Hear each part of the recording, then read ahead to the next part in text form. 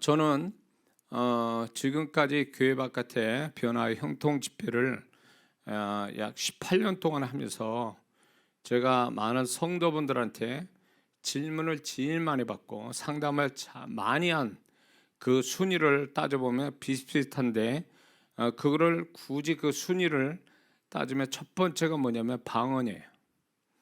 방언에 대해서 많은 분들이 방언을 다 하는데 방언에 대한 비밀, 방언에 대한 이런 걸 잘 몰라서 저한테 질문을 지금까지 제일 많이 하십니다.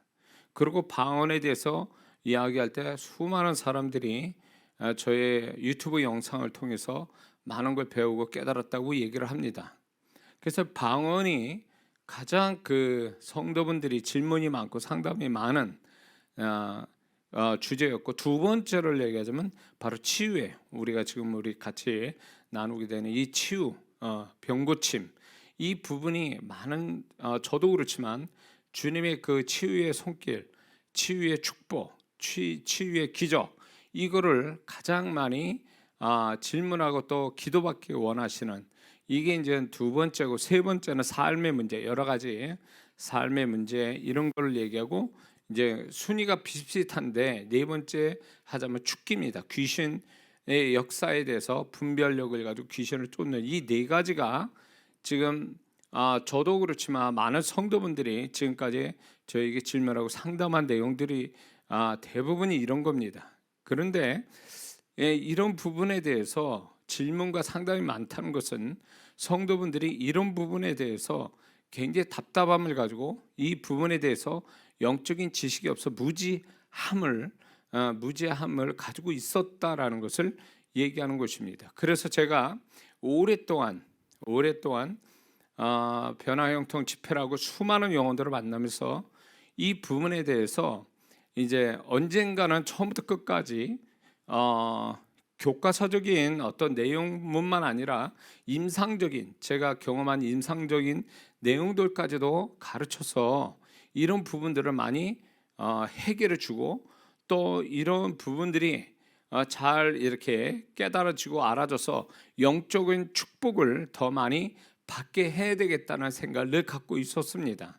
그래서 지금 이렇게 영상에 참여하는, 또 유튜브에 이 유튜브라는 그 수단을 통해서 수많은 그 해외 성도들도 이걸 통해서 많은 영적인 도움을 받는다는 이야기를 듣고 이게 틀리지 않았다라는 생각을 갖게 됐습니다.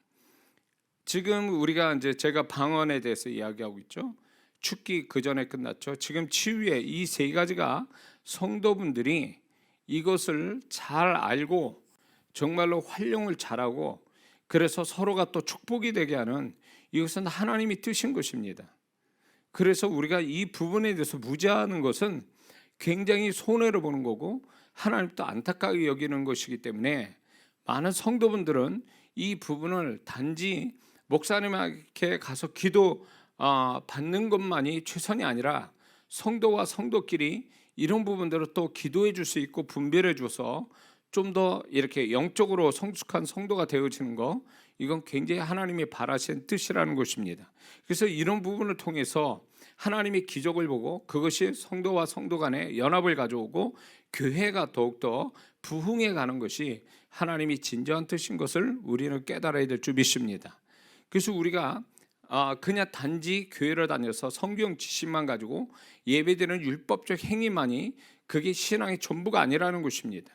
지금 영적인 세계, 영의 세계에서 엄청난 역사가 일어나고 그것이 우리 실생활에 계산으로 나올 수 없는 일들이 많이 벌어지고 있는데, 그런 거를 분별하고 또 그런 것들을 처리할 수 있는, 또 영적인 성령의 능력을 가지고 살고, 그 다음에 우리 스스로가 이렇게 기도의 세계, 방언의 세계, 그 다음에 치유와 죽기를 함으로 인해서 하나님의 온전한 축복을 다 받아 누리고, 그리고 또 사단의 세력, 이렇게 하나님 원치 않는 것을 이렇게 제거할 줄 아는 그런 어떤 이 신앙이 돼야 된다는 것입니다.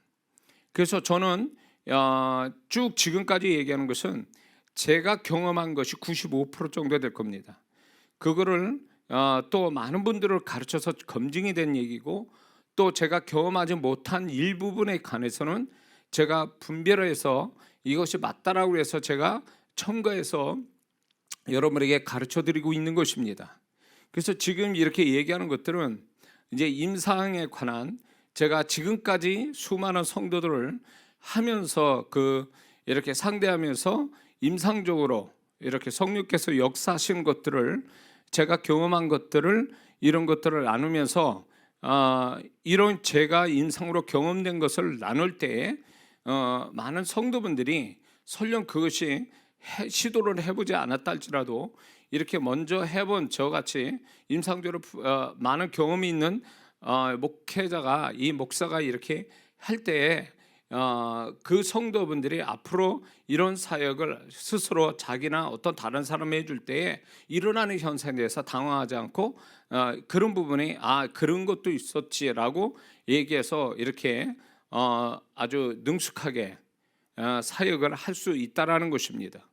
그래서 이런 제가 임상으로 경험된 것을 여러분에게 나눠드린 것은 굉장히 여러분 자신에게 도움이 될 줄 믿습니다. 그래서 이 부분에 우리가 누구나 다 이 부분에 또 능숙한 어떤 사역자가 되는 것이 하나님의 뜻이기 때문에 오늘 이 시간에는 여기서부터 이제 굉장히 중요한 얘기들 할 건데, 치유 사역할 때 자신이나 어떤 누군가를 사역해 줄 때 나타나는 현상들이 있어요.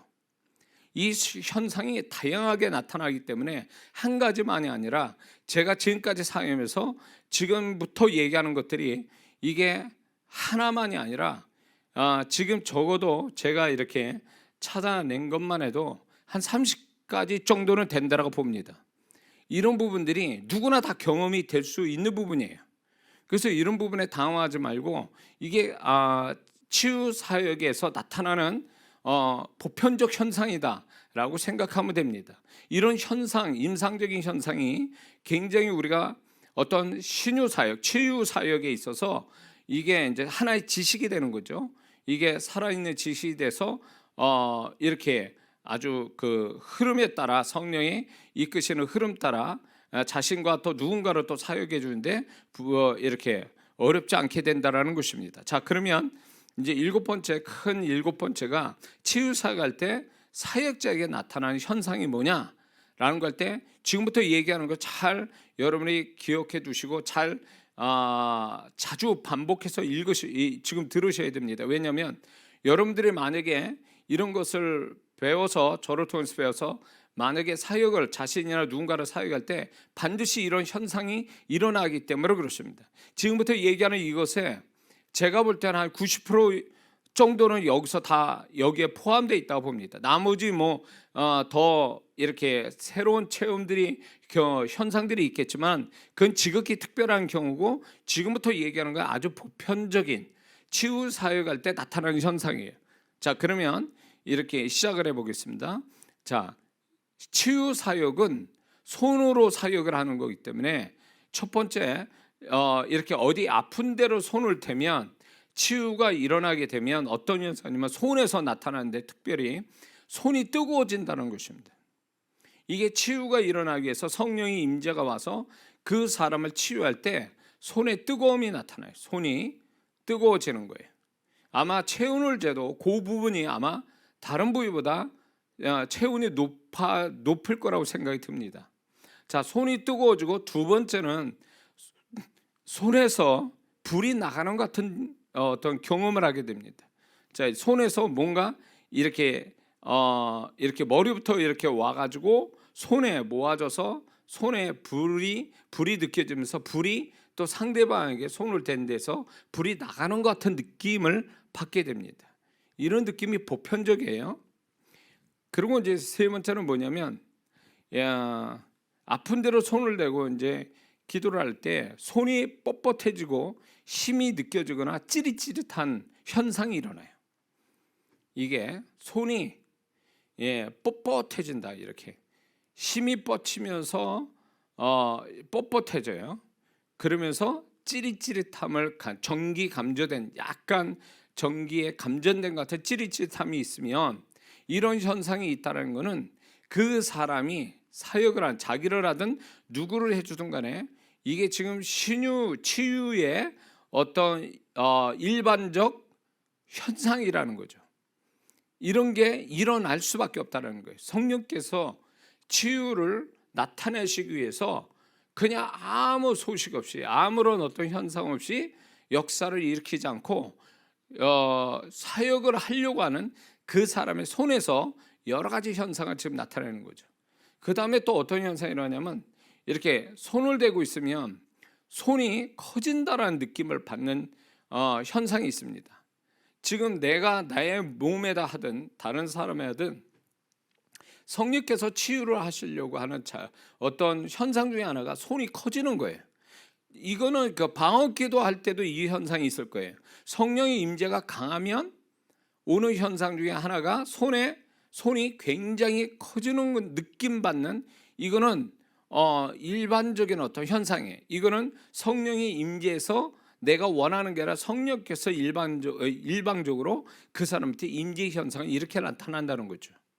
그래서 손이 커지는 느낌, 이런 현상이 나타난다. 그 다음에 손이 떨리는 현상이 나요. 한 손을 안 댄 손보다 이렇게 아픈 데로 손을 댄 손이 이렇게 뭔지 모르게 떨려요. 이렇게 부들부들 떨리는 이 현상이 소위 말하면 성령께서 치유를 일으키는 하나의 현상으로 나타나고 있는 겁니다.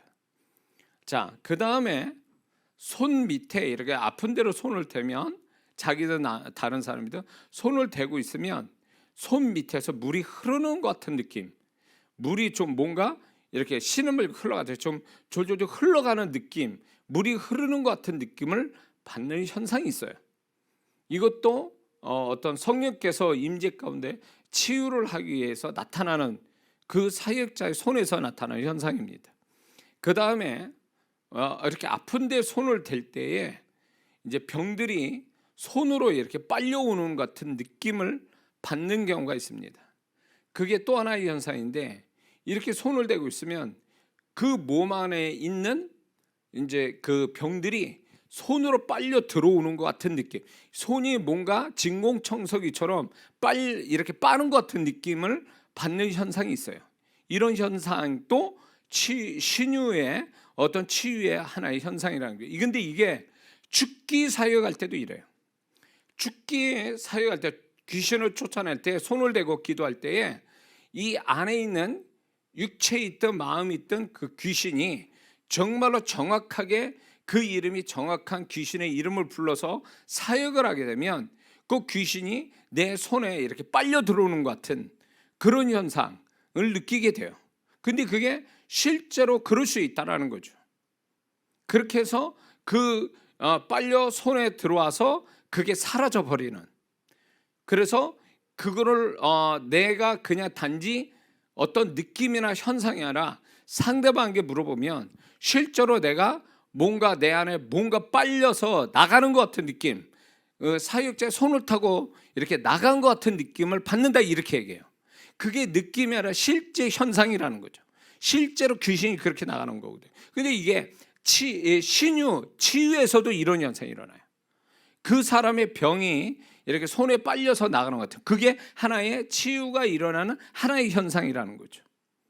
그 다음에 어떤 현상이냐면, 아픈데 손이 이렇게 잘 모르는데 이렇게 손이 이렇게 아픈데 이렇게 딱 달라붙는 것 같은, 다른 데는 이렇게 접촉한다라는 느낌만 받는데 그 아픈 데만 딱 대면 그냥 다른 데보다도 손이 딱 자석부터 딱 붙어버리는 느낌을 받는 현상이 있어요. 그러면 그 부위가 뭔가 그 사람의 아니면 자기 자신에게 뭔가 아픈 데가 있기 때문에 손이 그 역할을 해주는 거예요. 맞다라는 사인으로 이렇게 딱 달라붙는, 자석 달라붙듯이 이렇게 달라붙는 현상이 있다라는 것입니다. 또한 뭐가 있냐면, 아픈데 이렇게 손을 대고 이제 기도하게 되면 아픈 데가 안으로, 손 밑으로 뭔가 움직이는 것 같은 그런 현상이 실제로 있습니다. 제가 이제 경험을 그런 부분에, 특히 이제 뼈나 근육 사역을 할 때에 이렇게 손을 대고 기도하면 실제로 이 척추뼈 같은데, 제가 조금 하나님이 여러 분야가 있는데 하나님께서 신유 은사에 대해서 그 고린도전서 12장에 은사 아과제 나올 때 신유 부분에 대해서 복수로 쓰시거든요. 신유를 왜 복수로 쓰냐면, 병고침을 왜 복수로 쓰냐면 병고침의 종류가 굉장히 많기 때문에 그렇습니다. 그래서 이 병고침의 어떤 은사가 몸의 각 분야가 이제 그 사람마다 이렇게 분야가 다르다는 거죠. 치유 사역자라도 아주 그 전공인, 아주 사역이 잘 되는 부분들이 있어요. 그래서 이제 그 부분에 있어서 제가 특히 저는 이 뼈 부분에 하나님이 많이 역사하시는 것 같아요. 그래서 이제 이 뼈 부분을 이렇게 대고 기도를 하면 뼈가 안에서 정말 이렇게 돌아다니는, 맞춰지고 돌아가는, 그리고 이제 근육이나 이런 것들이 이렇게 다시 원상태로 돌아가는, 풀어지는 이런 어떤 것들이 손으로 감지가 된다는 거. 근데 내 손에만 감지가 되는 게 아니라 기도받는 사람이 실제로 그렇다는 거예요. 뼈가 돌아다니고 뼈가 이렇게 움직이면서 뭔가 이렇게 회복이 되는 것 같은, 근육이 뭔가 풀어지고 이렇게 뭔가 통증이 사라지는 이런 경험이 있을 수 있다는 거죠. 이런 뼈나 근육 사역을 할 때에 이런 부분들이 이렇게 손 밑에서 움직이는 걸 실제로 경험할 수 있다는 거죠. 이런 현상이 있다는 거죠. 그 다음에 손이 이제 칼이 된 것 같이 느껴지거나 칼을 손에 쥔 것 같은 느낌을 받는다는 거죠. 이게 뭐냐면 이제 축기할 때나 치유 사역할 때에 손이 강렬하게 성령의 임재가 오니까 그 손이 얼마나 날카롭게 느껴지는지, 이게 일반 손이 아니라 칼 같은 느낌을 받게 되는 거죠. 그래서 이게 나중에 또 얘기하겠지만 그 축기나 치유 사역할 때 손을 쓰는 방법이 여러 가지가 있다는 거죠. 이게 누르거나 살짝 대거나 누르거나 문지르거나 두들기거나 칼같이 세워서 찌르거나 이런 여러 가지 형태의 손을 쓰는 사역의 방법이 있습니다. 그런 그때마다 이제 제가 축기에서도 얘기했을 거예요. 축기할 때는 손을 손바닥으로 쓰는 게 아니라 손날로 쓰는 것이 훨씬 더 효과적이에요. 사역해 보면 그것이 훨씬 더 축기 사역이 효과적으로 나타나는 걸 알게 됐어요. 그리고 이제 치유 사역할 때도 이거를 누를 거냐, 댈 거냐, 문지를 거냐, 찌를 거냐, 두들길 거냐에 대한 것은 그때마다 성령의 지시를 받고 하는 것이 유익하다는 것입니다. 그래서 이 손을 쓰는 방법도 치유나 축기 사역에 굉장히 다양하게 성령께 쓰신다는 거, 이걸 좀 알아둘 필요가 있습니다. 그 다음에 손을 나쁜데 손을 대고 있으면 손에서 기운이 빠져나가 그 상대방에게 무언가 흘러 들어간다는 느낌을 받는 어떤 현상이 있습니다. 그러니까 내가 이게 이제 자주 일어나는 현상인데, 아픈 데로 손을 대면 정말 성령께서 나를 통해서 손을 타고 그 상대방에게 치유의 능력이 흘러 들어간다는 표현이 훨씬 맞을 거예요. 흘러 들어가는 느낌을 받는데 상대방도 뭔가 흘려받고 있다, 물을 흘려받듯이 흘려받고 있다라는 느낌을 같이 받는다는 거죠. 그러면 그게 실제로 성령이 역사하고 있다는 증거예요. 근데 여기서 이런 경우가 있어요. 이제 지금 축기할 때도 마찬가지인데, 이제 아픈 사람은 손을 대고 기도할 때 성령께서 임재가 손에서 나와가지고 이제 그 사람의 치유의 능력이 흘러 들어가려고 이제 손에 모아지고 있는데, 상대방이 이게 흘러 들어가는 게 아니라 차단됐다는 느낌 받을 때가 많아요. 그런 사람이 있어요. 흘러 들어가려고 성령이 역사하는데 그 상대방한테는 안 들어가는 경우가 있어요. 그래서 그 성령이 흘러 들어가는 것을 차단할 때는 이거는 분명히 다시 성령께 물어야 되는데, 보편적으로 이런 현상이 일어나요. 흘러 들어가는 게 차단이 되면 그거는 이런 경우예요. 귀신이 그거를 가로막거나 그 상대방의 귀신 역사에서 차단이 되거나, 아니면 이 사람이 중대한 죄가 회개치 않아서 그게 차단이 되거나, 아니면 이 사람이 이 사역에 대해서 불신하거나 믿지 않거나 이런 여러 가지 요소들이 이런 부분 때문에 흘러 들어가지 않는 거죠. 하나님의 역사가 중단이 되는 거예요. 하시려고 해도 그 상대방이 문제가 있어서 그게 차단이 되는 것 같은 그런 경우가 있기 때문에 이럴 때는 분명히 이 부분에 대해서 성령께 묻고 상대방한테 분명히 이 사실을 얘기해야 돼요. 그러면 저 같은 경우에는 지금 흘러 들어가려고 해도 안 들어간다. 이유가 뭔지는 모르겠지만 지금 문제가 있다. 딱 이렇게만 던져줘도 상대방은 알게 돼요. 보편적으로 내가 이렇게만 얘기해도 어떤 찔린 부분, 자기가 뭔가 이게 이것 때문에 그럴 수 있다라는 어떤 생각을 가지고 얘기하는 분들이 있어요. 그러면 그걸 가지고 다시 사역을 해보면 다시 흘러 들어가는 그런 경우가 허다하죠. 죽기를 한다든가 회개를 시킨다든가 아니면 다시금 어떤 사역을 신뢰를 한다든가 마음을 고쳐먹는다든가 그러면 그게 다시금 역사를 일으켜요. 그러니까 하나님이 성령께서 얼마나 인격적인 분인지 상대방이 그 부분에 대해서 특히 사역자 이렇게 기도해 주는 사람을 신뢰하지 않거나 불신하거나 의심하거나 무시하면은 성령께서 역사를 안 하신다는 거예요. 그래서 그런 부분이 이제 이런 어떤 기도로 받는 사람들이 자세가 불량하면 아무리 그 누가 와서 능력이 큰 사람 와도 사역이 안 돼요.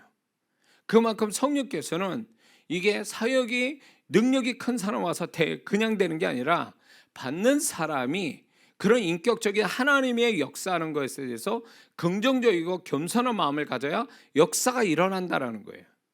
그렇기 때문에 이런 태도가 굉장히 중요하다는 거죠. 그래서 여기서 이제 계속 얘기하겠지만 치유 은사를 받은 사람은요, 제가 지난주에도 얘기했지만 영분별 은사, 축기, 귀신 쫓는 그런 능력, 분별력, 영분별, 거기에다가 믿음의 은사, 거기다가 이제 조금 더 나가서 지식의 은사, 지식의 말씀의 은사, 이런 은사들이 겸비가 되면 지금 그 사람이 왜 사역이 안 되는지를 성령께 물어서 은사 차원에서 발견할 수도 있고, 그리고 이것이 단지 육체적 질병이 아니라 이게 귀신 역사가 하고 있구나라는 영분별 차원에서도 사역으로 이제 이렇게 사역을 어떤 식으로 해야 될지 또 분별이 되고, 이제 이런 부분들이 여러 가지로 은사가 겸비되면 오히려 치유 사역이 더 풍성해지고 정확한 사역이 이루어질 수 있다라는 겁니다. 그리고 이제 미리 말씀드리지만 이 치유 사역하는 사람은 손의 감각이 예민해야 돼요. 그래서 이 손이 눈과 같은 역할을 해요. 딱 상대방 머리를 얹거나 저 같은 경우에 머리에 얹거나 가슴에 손을 대거나 뭐 이마에 손을 대면 그 사람의 상태가 그냥 읽어지는 거죠. 복사가 돼요. 그 사람 심령이나 그 사람의 기도 제목이나 이런 것들이 복사가 되는데, 이게 뭘로 하냐면 이 손에서 이 손이 눈과 같은 역할을 하기 때문에 알아지는 거예요. 그래서 이런 손 가지고 사역하는 영역 사역을 하는 사람은 반드시 손을 영적으로 잘 활용하는 이런 게 굉장히 중요합니다. 그래서 제가 말씀드렸지만 방언을 할 때 손을 그냥 손을 꽉 모으고 이렇게 기도하는 전통적인 기도 방법 이렇게 쓰면 안 됩니다. 손은 성령께서 분명히 진동을 일으키는데 손에서부터 진동이 오거든요. 방언 기도하면 손의 진동을 하는 그 자체가 손을 민감하게 만드는 비결이에요. 또 하나가 뭐가 있냐면 영서라는 거, spiritual writing, 영서라는 거, 영서, 방서, 이것이 굉장히 중요한 손의 감각을, 영적 감각을 예민하게 만들어주는 굉장히 중요한 도구입니다. 그래서 이 두 가지가 손을 굉장히 이렇게 눈과 같이 만들어주는 중요한 훈련이 되기 때문에 이런 어떤 손의 영적인 감각이 예민해지도록 훈련하는 거 굉장히 중요합니다. 자, 그 다음에 또 치유사 할 때 일어나는 현상이 아픈데 손만 대도 이제 손자국이 날 수도 있다는 거죠. 이게 성령이 불의 사역으로 성령이 불이 강한 사람은 이렇게 상대방이 살짝 손만 대도 손자국이 나는 경우가 종종 많은 사람들이 그런 치유 사역자한테 이런 얘기가 많이 얘기들을 하고 있어요. 그 정도로 성령께서 강하게 그 사람한테 역사하는 거죠. 성령이 불의 역사가. 그러면서 치유가 되는. 그게 이상한 일이 아니에요. 절대적으로. 그러니까 우리가 세상적 논리를 보면 이해가 안 돼도 이거는 하나님이 역사하는 거니까 그런 현상이 일어날 수 있다는 거죠. 그래서 이렇게 이 성령의 불로 뜨겁게 이렇게 사역을 치유 사역을 받는 사람은 그 불이 굉장히 진짜 실제로 이렇게 뜨겁게 느껴진다는 거죠. 그 가운데 치유가 되는 거죠. 자, 그 다음에 어떤 현상이냐면 다른 곳은 안 아픈데 어떤 그 아픈 부위에 손만 대고 기도하면 그 부위가 통증이 일어나는 현상이 있습니다. 다른 데는 이렇게 기도를 방언하면서 이렇게 손을 대도 아프지 않아요. 근데 때린 것도 아닌데 어느 부위가 딱 손만 대면 그냥 통증이 온다면 그 부분이 뭔지 몰라도 문제가 있는 거죠. 통증이 있다는 얘기는 질병이 있다는 얘기죠. 그래가지고 이렇게 통증이 있는 느낌을 받는다는 것은 그 부위가 병이 있다는 얘기고, 그렇게 하면서 통증이 있다는 건 치유가 시작됐다는 걸 의미하는 거예요. 물론 아무런 느낌 없이 사역받는 사람도 있어요. 그러나 이렇게 정말 몸이 아픈 부위가 있는 사람은 그쪽에다 손만 대도 아프게 돼 있거든요.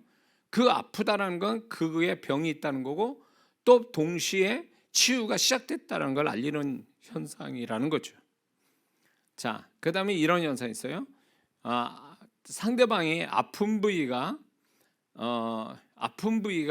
있어요. 근데 기도해 준 사람이 딱 기도를 해주는데 그 기도해 준 사람이 환자하고 동일한 통증을 느끼는 거죠. 아픈 부위, 그 부위. 만약 위가 아프다, 이 사람이 원래 위가 아파서 위를 기도해 줬더니 갑자기 기도해 준 사람이 위가 아파지는 거죠. 그러니까 환자와 동일시되는 거예요. 아픈 부위가 같이 아파지는데 이제 이게 나아질 때 되면 그 기도받는 사람도 점점 나아지고, 또 기도해 준 사람도 그 통증이 사라지면서 그러면서 낫게 되는 그런, 보통 치유 사역자가 이런 경험을 많이 합니다.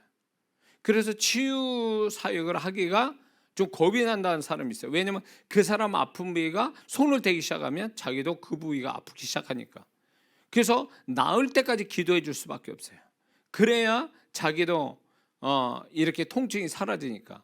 그래서 보편적으로 이렇게 동일시되는, 환자와 아픈 사람의 아픈 부위가 같이 기도해 주는 사람과 동일시되는 이런 경험을 하는 치유 사역자들이 굉장히 많습니다. 이상한 건 아니에요. 자, 그 다음에 사역자 자신은 느낌이 없는데 아프다는 사람이 뜨겁다, 또 시원하다, 이런 현상을 느끼면서 나아지는 경험이 있습니다. 그러니까 기도해 준 사람 아무 느낌이 없어요. 근데 상대방이 시원하다, 뜨겁다 하면서 이렇게 낫는 사람이 있어요. 근데 반대로 사역자 이렇게 기도해 준 사람은 굉장히 뜨겁고 뭔가 나가는 것 같은데 상대방은 전혀 못 느끼면서 낫는 경우가 있어요. 그러니까 이런 현상이 자주 있다라는 겁니다. 그러니까 이상한 일이 아니에요. 왜 나는 기도해 주는데 나는 막 뭔가가 막 나타나고 있는데, 뭔가 느끼고 있는데 저 사람은 아무렇지 않고 가만히 있어.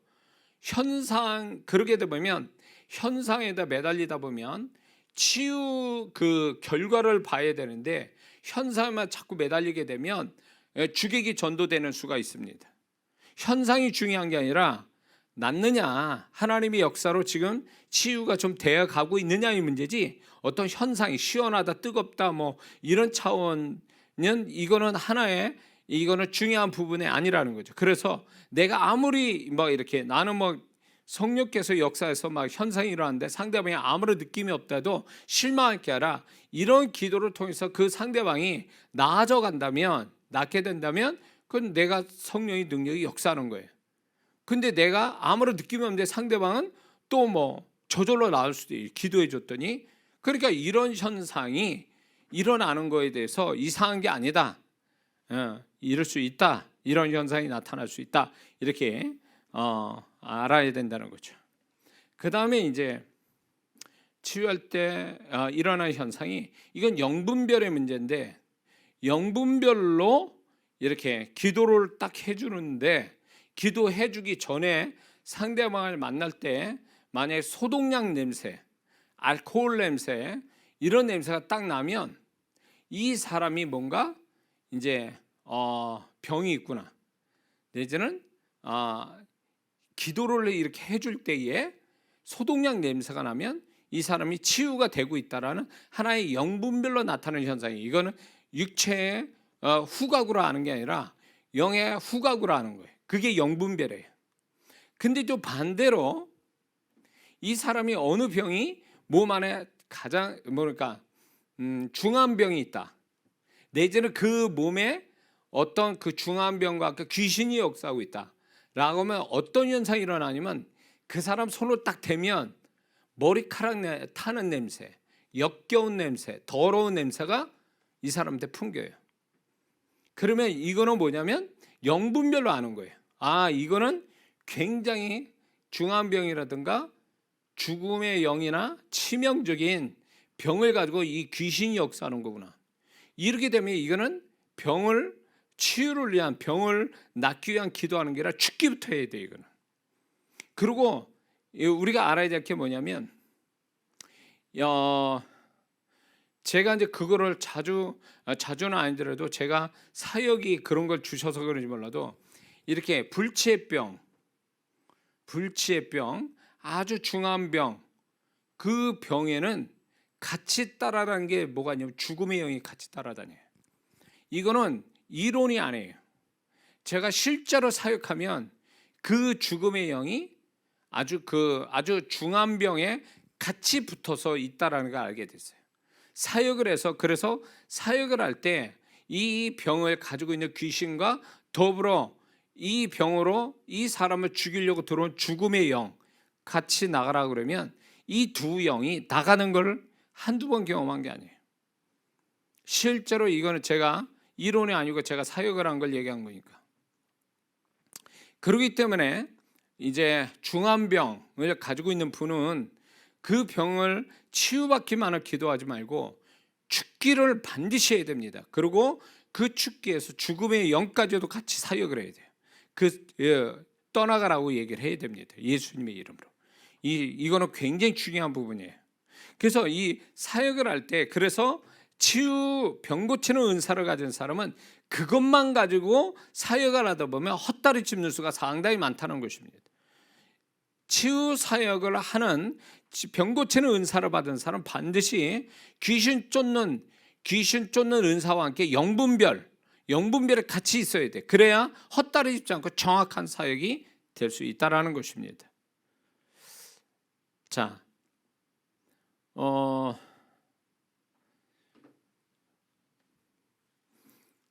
아픈 사람의 이제 기도를 이렇게 해줍니다. 근데 영분별 은사 있는 사람은 갑자기 이런 현상이 일어날 수 있어요. 기도를, 이 사람 육체를 가지고 기도를 해주고 있는데 이 사람 마음속에 뭔가 이렇게 껄쩍지근한, 뭔가 안 좋은 이런 것들이 느껴지는 수가 있어요. 더러움이나 뭔가 하나님과 막힌 게 있다든가, 뭐 이런 어떤 이 사람에 대해서 뭔가 하나님 앞에 잘못되는 뭔가가 있다를 때 예수님의 보혈과 또 어떤 주님의 이름으로 이렇게 기도를 하면서 사역을 해주는 거예요. 그러면 사역자의 그 기도로 인해서 이 사람이 뭔가 정결해지고 뭔가 하나님과 막힌 게 열어지면서 이렇게 사역이 되는, 병 고치는 사역이 되어지는 현상도 있습니다. 근데 보편적으로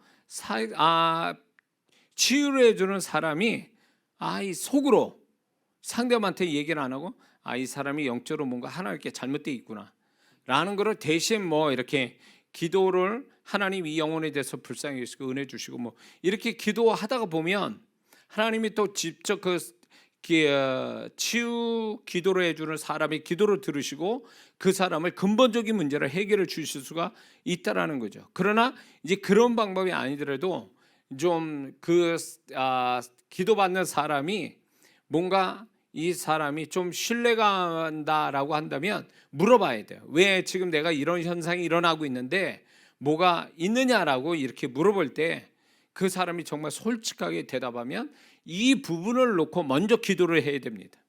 그러고 나서 육체의 병을 기도해 주면 훨씬 더 빠르게 치유가 된다라는 사실입니다. 그래서 이게 병 고치는 은사 하나만 가지고 사역하기에 역부족이라는 것을 얘기할 수 있어요. 왜냐하면 인간은 육체만 가지고 있는 게 아니거든요. 영, 혼, 육, 삶 이게 같이 하나가 되어 있기 때문에 이게 육체의 질병만 가지고 사역을 단순하게 자연적 육체에 문제가 생겨서 기도하는 거라면 문제가 없어요. 그러나 이런 여러 가지가 변수가 생겨가지고 이거부터 해결해야 될 상황이 생길 수도 있다는 거죠. 그러니까 그거부터 풀어가는 것이 이게 진정한 치유 사역의 어떤 정형적인 모범적인 어떤 사례라는 것을 잊지 말아야 됩니다. 그래서 반드시 이 부분을 얘기해야 돼요. 이걸 구해야 돼요. 자,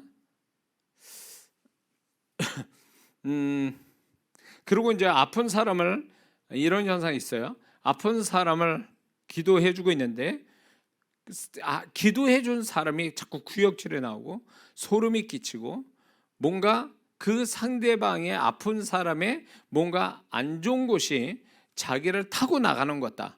자기를 통해서 나가는 것 같다라는 느낌을 받을 수 있습니다. 이게 많은 이렇게 사역을 하다 보면 이런 경험이 상당히 많아요.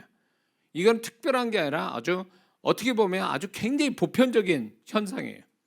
그러니까 그 사람이 아픈 거라도 내 몸에서 그 사람 아픔과 동일하면서 내가 나아지면서 그 사람이 같이 나아지는 이게 동일시되는 것도 있는데 상대방의 안 좋은 어떤 악한 영들의 어떤 그 역사들이 기도해 준 사람을 치고 나간다고 이렇게 표현해요. 그래가지고 뭔가 이렇게 구역질도나고 죽기 되듯이 귀신 나가듯이 내가 대신 죽기가 일어나고 막 이렇게 여러 가지 현상들이 있어. 안 좋은 현상들이 그거를 이렇게 표현하는 거예요. 악한 영이 그냥 나가기는 아쉽고 그러니까 기도해 준 사람을 치고 나간다 이렇게 표현해요. 그래서 잠시 그런 현상이 일어났다가 이제 기도해 준 사람이 아무 현상이 이제 없으면 그게 이제 죽기도 되고 그 사람 병도 낫게 되는 그런 현상이 일어나는 거죠. 자, 그 다음에 자꾸 이렇게 아픈 사람은 손을 대고 육체의 질병을 놓고만 기도하고 있는데 이렇게 기도하는데 이제 환상 같은 걸 보는 거죠. 환상, 슬쩍 이렇게 그림 보듯이 생각이 훅 지나가는 게 뭐 어떤 동물이 보인다든가 안 좋은 동물이 보인다든가 어떤 사람이 보인다든가 어떤 영의 형태가 보인다라고 한다면 이거는 그 죽기부터 먼저 하고 치유를 그 다음에 해야 됩니다.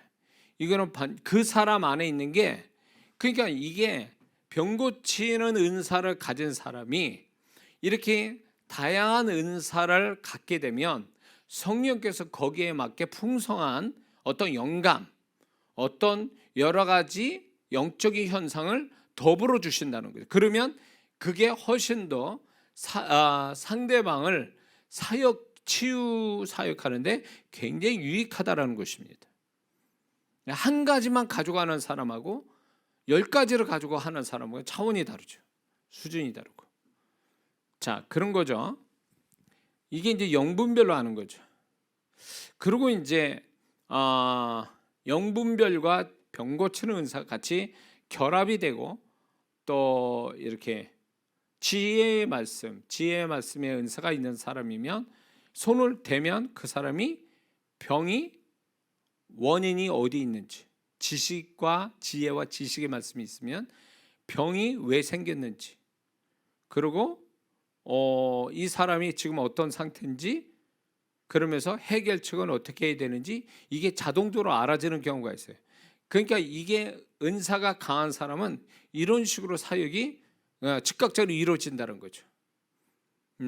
근데 이거는 소위 말해서 많이 사역을 하는 데서 이게 노하우가 생기는 거지, 이게 뭐 갑자기 그렇게 되지는 않거든요.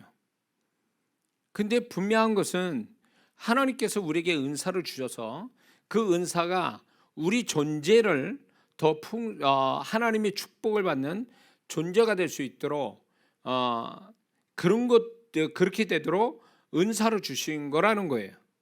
그래서 이렇게 억울하게 괜히 뭐 이렇게 손해 보고 악한 영이나 또 질병이나 여러 가지로 손해 보는 일을 차단시키기 위해서, 그런 것들을 소멸시키기 위해서 은사를 하나님이 주신다는 거 우리가 잊지 말아야 됩니다. 자, 그 다음에 이렇게 아까도 얘기했지만 손에 이제 아픈 사람 놓고 이렇게 기도하다 보면 뭔가 이렇게 스며 들어가는 게 아니라 오히려 역반응이 나서 나를 물리치는 것 같은, 나를 거부하는 것 같은 느낌을 받는, 손에서 그게 느껴지고 손에 느껴지는 게 마음에서 느껴질 수 있거든요.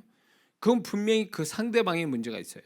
아까 얘기한 것처럼 이럴 때는 억지로 기도하지 말고 그냥 현상을 얘기하는 거예요, 상대방한테. 그러면 그 상대방이 정말로 정직한 사람이라면 그런 얘기해 줄 때 본인 스스로가 뭐가 문제인지를 스스로 안다라는 것입니다.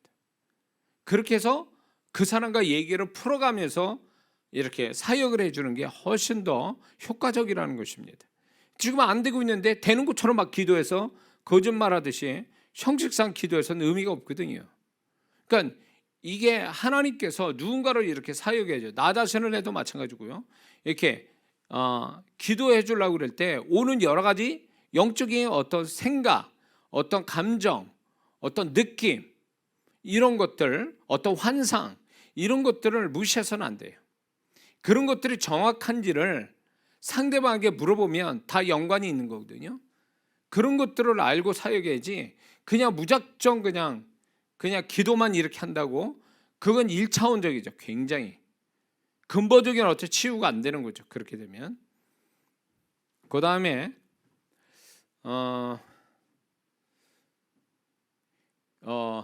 이 병 고치는 은사를 가진 사람한테 또 구해야 될 은사가 뭐냐면 믿음의 은사예요. 이 믿음의 은사는 어떤 특정한 것에 대한 믿음을 그 순간에 확 가져서 그 믿음으로 역사를 일으키는, 이게 이제 믿음의 은사인데, 이 치유나 죽기나 이런 그 영역에 관한 사역을 하는 사람한테는 믿음의 은사가 반드시 플러스 결부가 돼야 됩니다. 믿음의 은사가 결부되면 이 믿음이 순식간에 일어나서 해결을 그냥 단련. 그러니까 암이 떨어진다든가 아니면 그 안진뱅이가 일어난다. 이게 다 뭐냐면 믿음의 영의 역사거든요. 믿음의 은사예요. 그 순간에 그것만 하나님이 역사하도록 믿음을 부어주는 거죠. 그래서 이렇게 영역 사역을 영적인 사역을 두 가지로 분류해 본다면 영감 사역, 생각적으로 오는 영감 사역과 어떤 능력을 행사하는 영역 사역, 이 두 가지로 구분이 되는데, 이 영역 사역에 있어서 믿음의 은사는 굉장히 중요한 역할을 합니다. 이 믿음의 은사를 있으면 기적을 보는 거죠. 흔히 말하면 기적을 경험해요. 그래서 이 부분을 기도를 많이 해야 돼요. 자, 그 다음에 이게 이제 제가 또 이제 보편적으로 나타나는 사람인데, 이제 이렇게 사역을 아픈 사람을 놓고 기도하고 이렇게 기도하게 되면 그 사람은 분명히 나한테 이거로 기도해 달라고 그랬는데 나는 딴 거를 이렇게 기도해 주거나 아니면 그 부분에 대해서 내가 다른 부분을 이렇게 기도해 주는 경향이 있어요. 그거는 하나님께서 그 사람의 기도보다도 하나님이 축복하려고 하는 부분이 또 다를 때 이런 현상이 일어날 수도 있거든요. 그리고 이제 제가 기도하고 상대방의 기도를 이렇게 하다가 보면 성령께서 안에서 이제 어느 순간에 나았다, 됐다라고 하는 그 음성을 제가 들을 때가 많아요. 그러면 어떤 현상이냐, 성령께서 그렇게 말씀하면서 동시에 일어나는 현상이 손에 임재가 서서히 떨어져요. 기도할 때만큼은 임재가 강한데 성령께서 자, 그러면 됐다, 여기까지다 라고 하는 어떤 시간을 그분이 정하시고 딱 그 시간까지 딱 하게 되면 그 성령께서 만약에 예를 들어서 10초 동안 성령께서 이 사람을 손을 대고 기도해 주기로 성령께서 계획하셨다 할 때 10초가 끝날 쯤 되면 성령께서 됐다, 나았다 이렇게 얘기하시거나 그러면서 동시에 손에서 임재가 사라져 버려요. 그러면 그때 손을 띄는 거예요. 그때 역사 일어나거든요. 근데 보편적으로 병 고치는 은사분들이 실수하는 게 뭐냐면 손을 댔습니다. 근데 자기 멋대로 길게 하거나 짧게 해버려요. 손을 대는 것을. 그렇게 하니까 성령께서 완벽한 치유가 안 되는 거예요. 성령께서 분명히 손에 임재가 계속 있어서 계속 그 성령의 치유의 능력이 들어가기를 원하는데 자기 멋대로 딱 손을 떼어버려요. 그분은 10초 동안 손을 대기를 원하는데 5초만 하고 딱 손을 떼요. 그러면 이 사람은 완벽한 치유가 안 일어나요. 근데 또 이런 경우도 있어요. 10초 동안 성령께서 손을 대라고 하셨는데 20초 동안 계속 손을 대고 있어. 의미가 없어요. 그거는 성령께서 역사하시는 그 시간이 딱 거기에 맞춰서 우리가 사역을 해야지, 치유를 할 수 있는 능력은 내게 있는 게 아니에요. 병 고치는 은사가 있는 사람한테 치유의 능력이 있는 게 아니라 치유하시는 성령께서 능력이 있는 분이기 때문에 그분에 따라서 그분에게 순종하면서 사역하는 게 맞다라는 것입니다. 이해가 되시죠?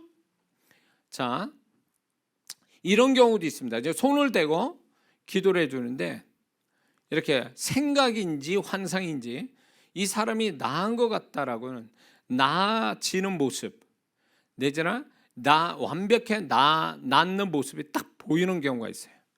그러면서 마음에 확신이 확 들어와요. 그런 어떤 기도해 주는 사람에게 하나님께서 그런 예언적, 어떻게 보면 예언적 그 생각, 환상 이런 걸 통해서 이제 치유를 하게끔 만드신다는 거죠. 이런 현상도 있다는 거죠. 그리고 이런 경우가 많이 있죠. 이제 아픈 사람을 위해서 기도를 하고 있는데 자기도 모르게 손이 자꾸 이 상대방에 이렇게 돌아다니면서 자기도 모르게 손이 막 돌아다니면서 이렇게 손을 두드리는, 자기도 모르게 두드리게 되는 어떤 현상이 있어. 두드리거나 쓰다듬거나 좀 약간 누르거나 이렇게 문지르거나 뭐 이런 현상을 손에서 자기도 모르게 나타나는데, 이걸 감수 제가 지금 제가 이렇게 뱅뱅 그 뭐라 그러죠 그거? 사람 많이 폐가 이렇게 병 고치라 했더니 안찰, 그렇지, 안찰. 많은 사람들이 이거를 사역자가 잘못 알고 안찰한다 그래가지고 사람을 과격하게 패고 막 그냥 과격하게 때리고 이렇게 사람 죽이는 일이 불상사 버렸는데, 이거는 잘못 알고 있는 거예요. 안찰이라는 거는 이렇게 이 사람에 대해서 치유를 나타나기 위해서 단지 손을 대는 차원이 아니라 이 손에서 이제 좀 두드리거나 문지르거나 이렇게 그런 여러 가지 손에 쓰는 방법들을 성령께서 고르게 사용하여서 상대방을 치유해 주는 게 이제 안찰이거든요, 이게. 근데 이 개념을 잘못 알고 있어가지고 이게 사회적 문제가 되고 이걸 잘 모르는 사역자가 사람 잡는 거죠. 그렇게 하면 안 되는 거예요. 그래서 이게 아까 얘기했죠. 방언할 때 손에 어떤 그 임재 속에서 손을 이렇게 진동하는 거와 영서 쓰는 거나 이런 것들이 결국 잘 손에 잡히면 결국은 성령께 손을 잡히는 훈련이거든요. 그게 방언할 때 손이 진동을 하거나 영서 쓰는, 영서도 결국은 성령에 잡혀서 손을 쓰는 거니까 이런 부분들이 결국은 이렇게 상대방 기도해 줄 때에 병을 낫기 위해서 기도하는 것이 결국 이게 손이 성령에 잡혀서 막 돌아다니는 거죠. 그러면서 이렇게 문지르고 두드릴 때 두드리고 문지를 때 문지르고 이렇게 누를 때 누르고 이렇게 하면서 상대방을 치유하는 성령의 역사의 방법이 있다는 거예요. 그래서 사역을 하는 사람, 병 고치는 사역을 하는 사람이 고정관념을 버려야 될 게 뭐냐? 내가 사역을 할 때 손을 대는 것만이 이게 전부다라고 생각하면 안 된다는 거죠. 왜냐하면 성령께서 역사하는 거기 때문에 성령께서는 치유를 일으키기 위해서 손을 어떻게 써야 되는지, 어느 위치에 있어야 되는지까지도 성령이 알아서 이끄신다는 거예요. 중요한 거는 은사를 쓰든 하나님의 어떤 사역을 하든 간에 능력이 나오기 위해서는 전제 조건이 뭐냐면 성령께 잡혀서 성령이 이끄는 대로 가야 된다는 거예요. 이게 중요한 원리예요.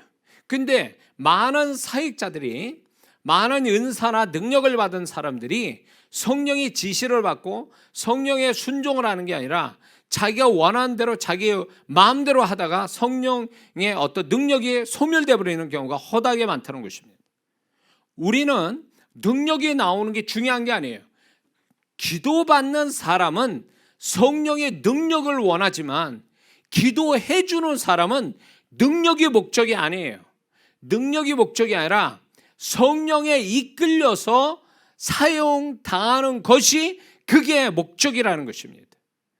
근데 사역자들이 능력에다 목적을 두니까 지 마음대로 하는 거예요. 하고 싶을 때 하고 안 하면 안 하게 되고, 그분이 알아서 시간을 정해놨는데도 나는 그 시간에 안 맞추고, 성령은 이렇게 하라는데 난 저렇게 하고 있고, 성령은 이 방법 하라는데 나는 저 방법 하고. 그러니까 성령님이 주체가 되고 그분이 능력의 통로자인데, 능력의 근원인데 그분을 무시한 채 하는 이 사역자는 반드시 도태당합니다. 성령께 인정 못 받아요. 그렇게 되면 이 사람은 어떤 현상이 오는지 아세요? 어느 땐 낳고 어느 땐 안 낳아.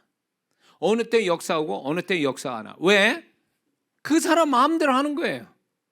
그 모든 능력의 근원 되신 성령님의 지시를 따르고 순종하는 이 법을 배우지 않아서 자기 멋대로 하니까 어느 땐 성령과 맞아가지고 그땐 역사가 일어나지만 어느 때 또 안 나타나. 이걸 왜 그런지를 이유를 못해요. 그런 원인을 못 찾아요. 원인은 바로 그거예요. 자기 멋대로 해서 그래요. 자기 마음대로 해서 그래요. 성령께 불순종해서 그런 거예요. 자, 우리가 분명히 알아야 됩니다. 아무리 죽은 자 살리는 사역자라도 그 사람은 0.0001%도 하나님의 능력이 없는 사람이에요.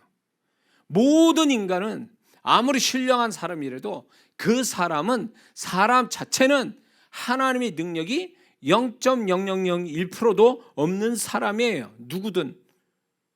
그러면 그 사람에서 능력이 나타나는 건 누구냐? 사람이 아니라 성령께서 하시는 거예요. 주님께서 하시는 거예요.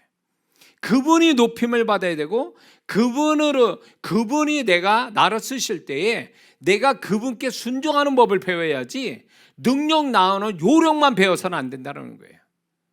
그러니까 많은 사역자들이 이거에 다 잘못돼 버리는 거예요. 어떻게든지 요령 펴가지고 요령을 배우고 방법을 배워가지고 능력이 나오는 그것만 하다 보니까 그렇게 되면 어떻게 되냐? 그날에 많은 자들이 선전으로 병을 고치고 귀신 쫓을 때에 주님께서 내게서 떠나라. 내가 너희를 도무지 알지 못하라. 불법을 행하는 자들. 왜 불법일까요? 하나님의 말씀을 안 지키면 불법이에요. 그것처럼 하나님의 영, 성령님의 그 불순종하는 게 불법이에요. 능력을 자기 마음대로 쓰는 거, 그거 불법이에요. 그러니까 그분이 쓰라는 대로 써야 돼요. 하라는 대로 해야 돼요. 그래서 아픈 사람은, 문제가 있는 사람은 하나님의 능력을 통해서 축복받기 원하는 게 목적이에요. 그게 당연한 거예요. 그러나 사역하는 사람의 입장에서 그게 목적이 아니에요. 사역을 하는 사람은 성령께 잡혀서 그분께 순종하는 게 목적이란 말이에요. 순종을 하면 능력은 자동으로 나오게 돼 있으니까. 그게 목적으로 그분께 순종하는 걸 목적으로 삼으면 능력은 저절로 나오는데, 능력이 목적이 되다 보니까 성령에 불순종하며 하게 되는 거죠. 그러니까 그런 사람이 뭐 하냐? 쇼하는 거야, 쇼. 없는데 있는 척 하는 거죠. 안 되면서 되는 척 하는 거죠. 이게 불법으로 행하는 거예요. 이게 사기치는 거지. 하나님의 능력 가지고. 그렇게 나오면 안 되는 거예요. 하나님이 그렇게 쓰시겠다고 작정한 사람은요, 능력 나오는데, 사람들은 나를 보면서 능력 나오기를 바라지만 그 사람들의 바람대로 내가 능력 나오려고 별별 방법 다 쓴다? 그건 나중에 죽는 거예요, 하나님 앞에서. 그렇게 하면 안 돼요. 아무리 내게서 능력 나오기를 바란다 할지라도 나는 나를 쓰신 그분 앞에 순종하는 법을 배워서 그분이 하라는 대로 하면 되는 거예요. 그게 그분으로부터 내가 칭찬받고 존귀함받는 비결이 되고, 그게 나중에 가보면 능력이 또 나오게 돼 있단 말이에요. 그분의 통로자가 돼서. 근데 이런 방법이 아니라 그 나를 바라보는 사람들의 바람대로 그것대로 가버리게 되면 타락한 사역자가 되는 건 시간 문제예요. 그래서 이 부분을 굉장히 중요합니다. 이런 부분이. 그래서 하나님이 쓰시는 사람, 하나님이 쓰시는 사람은 그분 앞에 순종하는 법을 배우는데, 순종을 잘 배운 사람은요, 이 사람이 어설프게 사역을 해도요, 기적이 일어나는 건 뭐 다반사로 일어나는 거예요. 왜? 능력은 사람이 만들어내는 게 아니라 하나님이 그 능력의 근원이어서 그분이 붙잡고 하시면 능력은 저절로 나오게 돼 있는 거거든요. 사람은 몰라도 하나님은 아세요. 제가 저 사람이 하나님께 잡혀서 사역하는 거지, 자기가 여지껏 경험한 거 가지고 방법 가지고 지금 사역을 하는 사람인지 그분은 다 알고 계세요. 사람은 몰라도. 우리가 이렇게 기도받아 축복받는 사람의 관점에서 보는 거하고, 그 다음에 하나님의 능력의 통로자로 쓰임받는 건 차원이 다른 얘기거든요. 특히 일반 성도가 아니고 뭔가 하나님 위해서 쓰임받으려고 준비하고 그렇게 또 주의 종부터 해서 그런 사람들은 반드시 하나님께 인정받는 순종하는 자로 사는 것을 목표로 삼고 살아가야 돼요. 능력이 설령 안 나오더라도 그분께 순종하여 감당하면 그 순종 자체가 상급이고, 그 순종 자체로 하나님이 그 사역자를 축복하신다는 거죠. 사역자들이 많이 들어왔나 보다 오늘. 자, 그래서 이거 굉장히 중요한 겁니다. 치유 사역할 때 이런 현상들이 이렇게 많이 나타난다는 거예요. 그래서 이렇게 나타나는 것에 대해서 자기가 원하지도 않는데 알지도 못한 이 현상이 일어나는 것에 대해서 두려워하거나 당황할 필요가 없습니다. 이거는 저도 이제 처음 경험하는 것들이 많았었거든요. 그럴 때 당황하지 말고, 하나님 성령께서는 이렇게 역사해 가시는구나, 나에게 이렇게 나타내 주시는구나, 상대방이 저렇게 나타나게 하시는구나, 이런 거 이런 거를 배워가는 거죠. 그러면서 이제 더 분별력 있는 정확한 아주 속도감 있게 사역을 하는 사람으로 만들어 가시는 거예요. 그래서 이런 부분은 하루아침에 되는 게 아니에요. 사실 이 사실을 알기까지가 많은 사람을 사역하다가 중간중간에 가르쳐 주셔서 하는 거지, 이게 한꺼번에 제가 배운 것도 아니란 말이에요. 그러니까 이런 부분을 잘 기억해 두면 훨씬 더 사역하는데 아주 굉장히 유익하다는 걸 잊지 말아야 될 주비십니다. 자, 이제 여덟 번째 치유 사역하는 기본적인 방법들을 지금부터 얘기하겠습니다. 자, 치유 사역할 때 기본적인 어떤 방법들이 있어요. 이런 거를 반드시 지켜야 됩니다. 자, 먼저 이제 기도해 줄 사람이 내 앞에 있어요.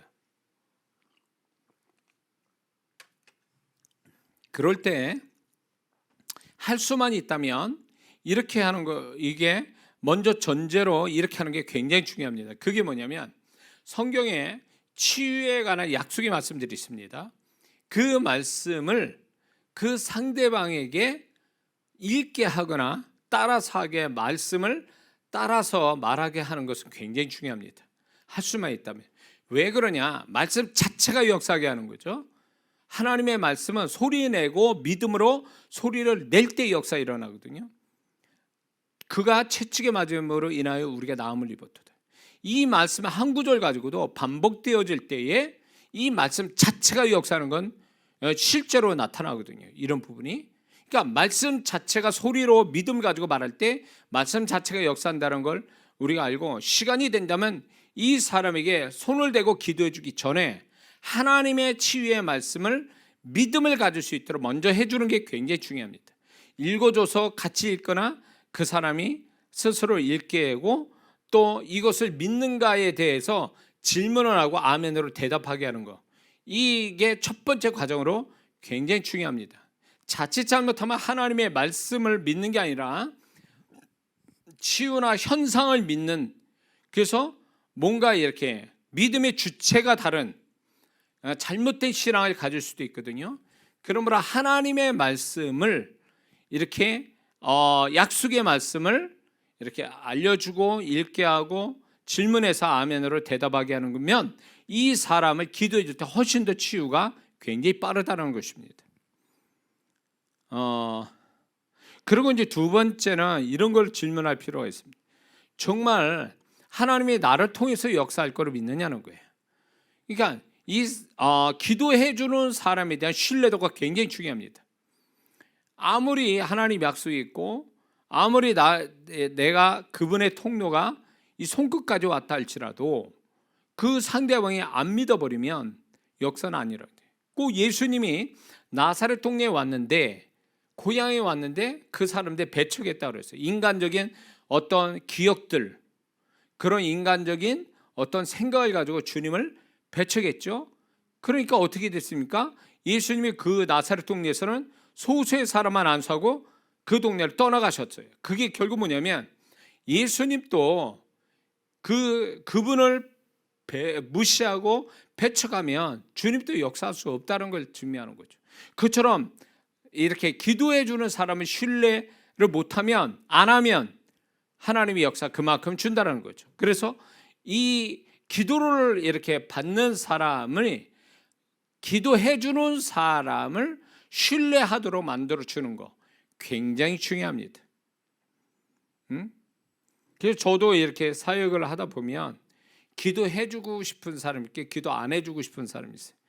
기도 안 해주고 싶은 사람은 뭐냐면 나에 대한 하나도 신뢰감이 없는 사람이에요. 그러니까 이런 사람은 기도해줘도 역사 잘 오질 않죠. 아예 안 오고, 그러니까 해주나 마나인 사람들이에요. 그러니까 좀 태도가 불량인 사람이죠.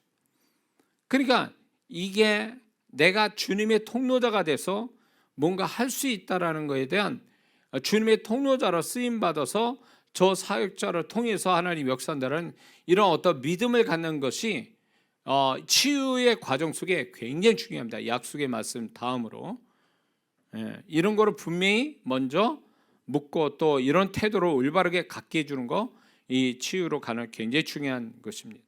그리고 또 하나가 이제 질문할 게 이겁니다. 주님이 여기 이 순간에 여기 계셨는데 주님이 이 순간에 역사하실 거를 믿는가에 대해서 질문을 하고 아멘으로 대답하는 게 굉장히 중요합니다.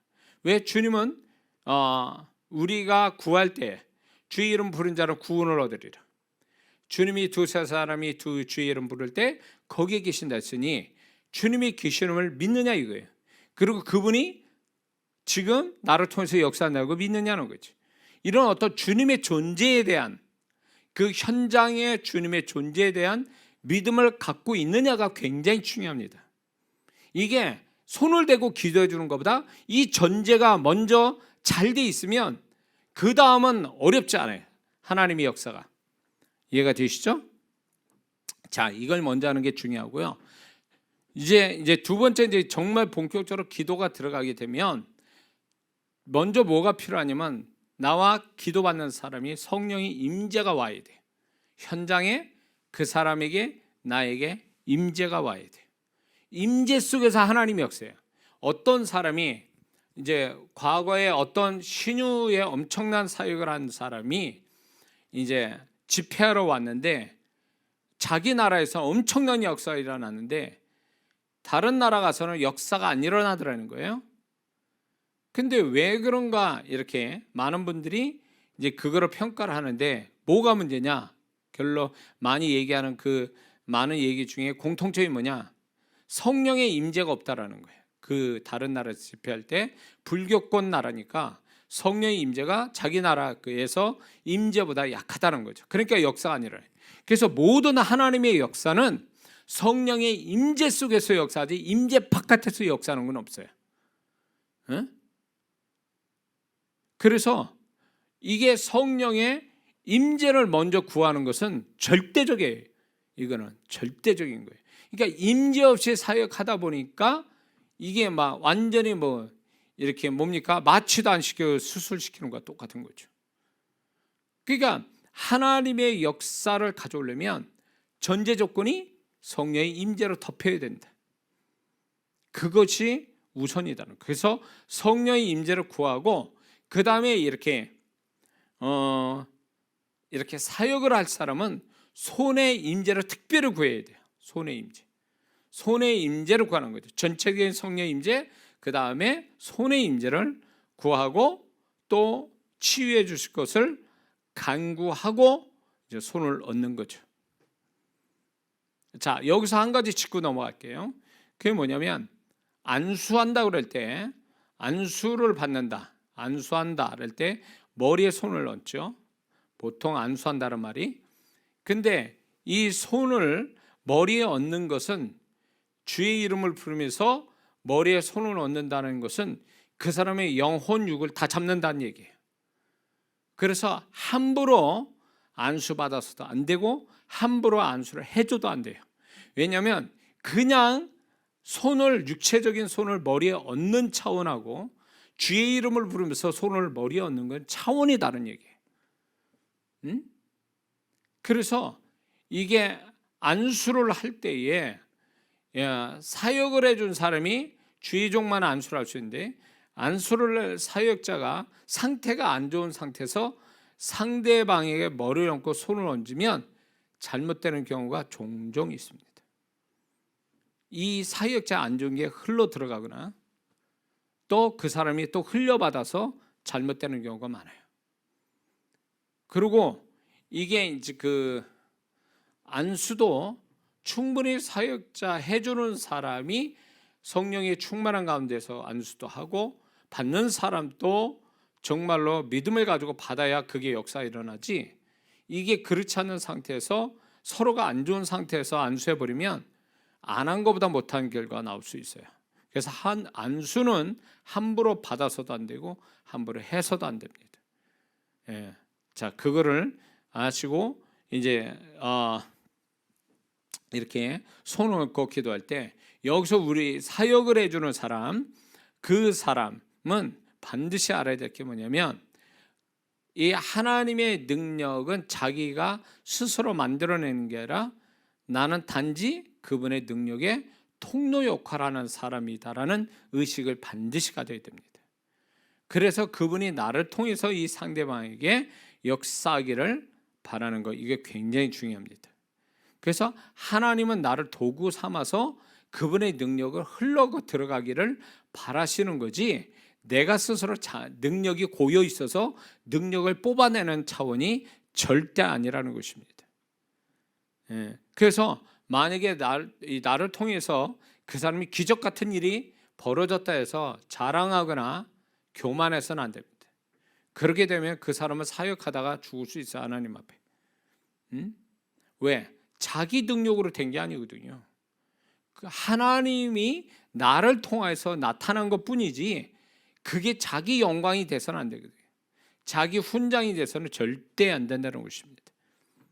그리고 이 사역을 해줄 때 손을 댈 때 생각을 써야 되는데 생각을 뭐로 쓰냐면 기도해 줄 때 믿음의 상상하라는 게 훨씬 굉장히 좋습니다. 이 사역할 때 보혈이 들어가고 성령의 치유의 임재가 나를 타고 들어가고 그다음에 이 사람이 나아진다라는 믿음의 상상을 하는 거, 이건 굉장히 중요한 사역자로서의 가져야 굉장히 중요합니다. 손만 가지고 역사하는 게 아니라 이 생각에서 믿음의 상상을 가지고 하나님이 사역자의 믿음의 상상도 같이 역사한다는 거예요. 그래서 미국의 그 유명한 신유 사역자는 귀신이나 병들을 하나의 박스에 상상을 해서 박스에다가 담아서 떠나 보낸다, 없애버린다라는 상상을 한다는 거죠.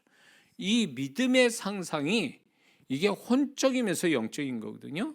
그래서 믿음의 상상을 하면서 사역을 하는 것은 굉장히 유익하다라는 것을 우리는 알아야 됩니다. 그래서 이제 이렇게 그 다음에 이제 안수를 하죠. 안수가 아니라 이제 아픈 데를 놓고 이제 기도를 합니다. 그러면 상대방이 나의 손을 타고 하나님이 능력이 흘러 들어간다라는 어떤 확신을 가지고 이제 기다리는 법이 중요합니다. 기다리면 온몸에서 손으로 모아지죠.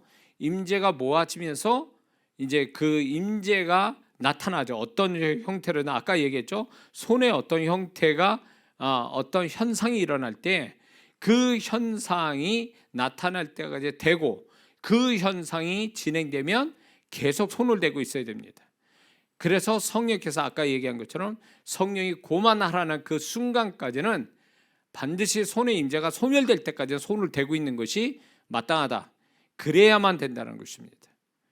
믿음의 상상까지 하면서 굉장히 중요합니다. 그래서 아까 얘기한 믿음의 상상하는 거, 이 사람이 이렇게 보혈과 성령의 임재로 나아져간다는 걸 상상해 주면서 기도해 주는 거, 이 굉장히 중요합니다.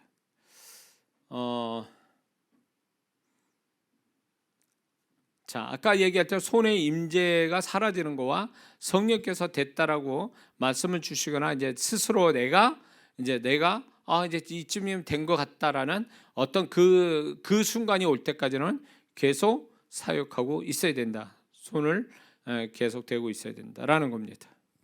그리고 이제 이렇게 이제 기도를 해줄 때 그 상대방이 정말 뭔가를 느끼고 있는지를 한번 물어보는 것도 중요합니다.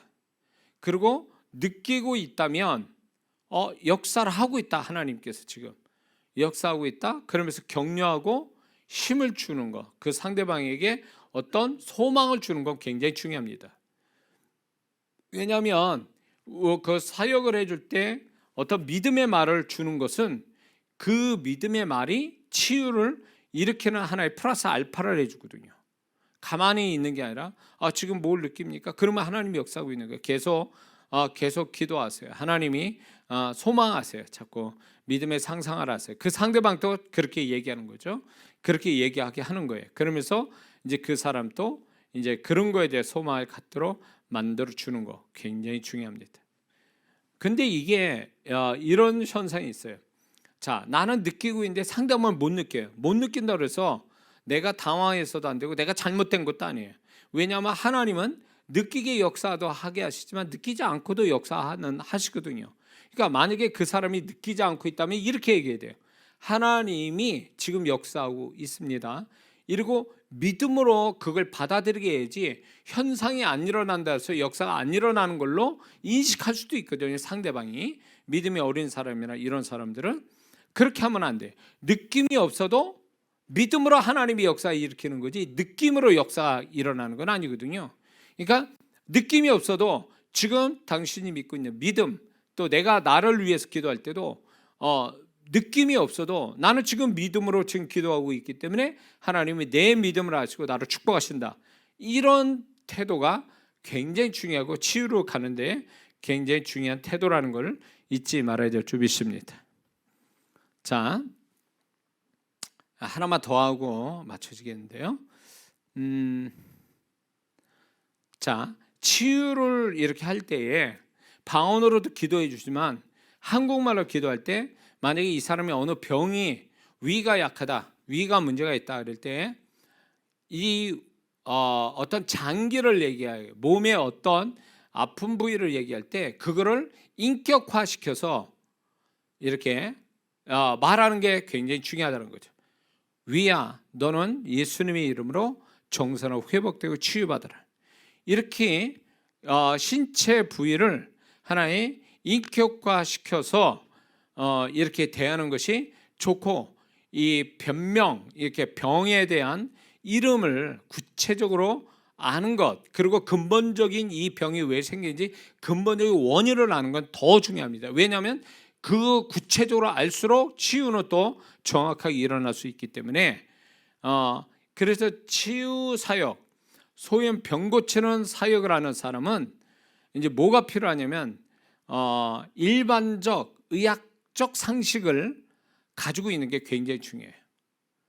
그래서 저도 이제 책을 몸에 관한, 병에 관한 이런 것들을 이제 사서 보기도 하거든요.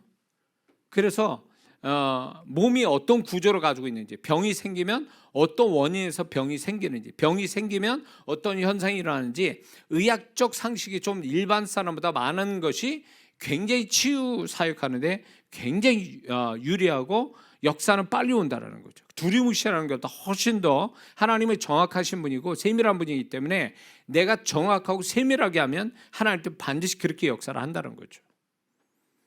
예. 그리고 이제 여기서 중요한 게 또 하나가 있습니다. 자, 위가 뭐가 병이 생겼어요. 그럴 때 위를 인격체로 생각하고 의인화시켜서 얘기하죠. 위야, 너는 지금 그 부분을 위의 허름벽은 치유되고 이제 소화 못 시키는 그 위는 정상으로 위가 활동하며 위산이 정상으로 분비되어 소화가 될지어다. 이렇게 구체적으로 하는 거죠. 그렇게 하는데 이거를 한 번만 말하는 게 아니라 내가 손을 뗄 때까지 몇 번 반복할수록 좋다라는 거예요. 반복으로 말하는 것이 훨씬 더 한 번 하는 것보다 반복으로 말하는 것이 역사는 더 빨리 온다라는 겁니다. 이해가 되시죠? 자, 그래서 이렇게 함으로 인해서 지금 이제 계속 이제 순서대로 이제 치유하는 방법을 계속 얘기할 건데 이제 시간 돼서 오늘 여기까지만 할 건데, 하나님께서 분명한 것은 하나님은 우리가 영과 혼과 육이 온전해지기를 원하신다는 거죠.